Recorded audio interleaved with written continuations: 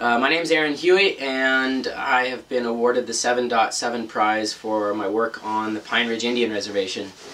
I started my work on Pine Ridge 4.5 years ago on a self-assigned road trip to document poverty in America.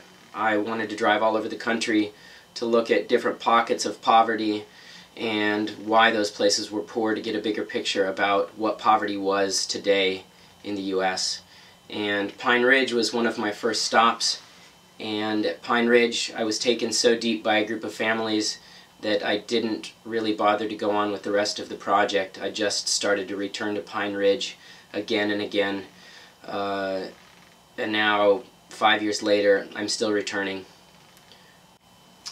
I'm trying to find a way to explain why Pine Ridge matters, and I think Pine Ridge matters because of the massacre at Wounded Knee.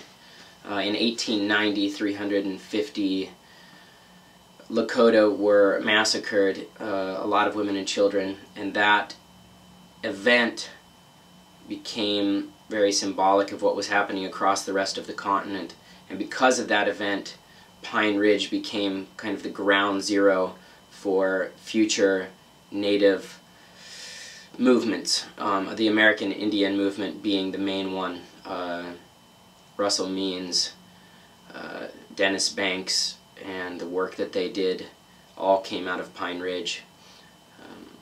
So when we look at Native issues in the U.S., a lot of people focus back on Pine Ridge again and again because it jumps out in the statistics as having the highest poverty in America. I believe it's been in the top 3 poorest counties in America 30 straight years, maybe 35 straight years.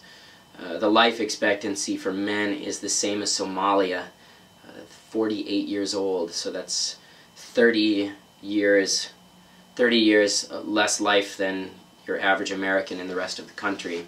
A lot of problems exist on Pine Ridge that we see in larger American inner cities that wouldn't be strange in Chicago or LA, but to see in a town of 300 in the middle of the plains in South Dakota is pretty shocking. You do see a lot of gang violence.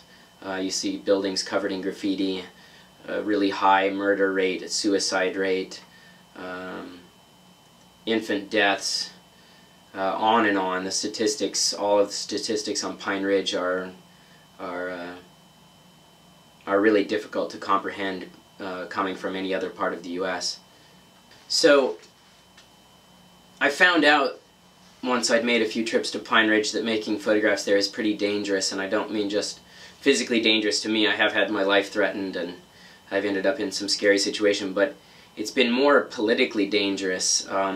As photographs started appearing in magazines or on my website, I found a lot of people were incredibly angry at me because a lot of what this photography did was it went in there and it basically tore open the scars and kind of bled a lot of these problems out into the world again, and it was difficult for a lot of Lakota to see that, and a lot of people were really hurt by it.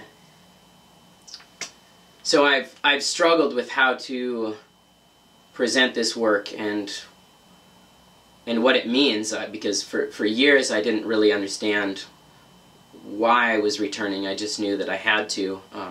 I returned because I was invited back by families, and because I became a part of several families. There are 5, 6, 7 families that call me brother and uncle, and so I returned because they asked me to return, but I still struggle with what exactly the message is of this. The photographs are not meant to present some kind of solution. I don't really have any answers to how to fix the problem of Pine Ridge. There's no fix besides a time machine.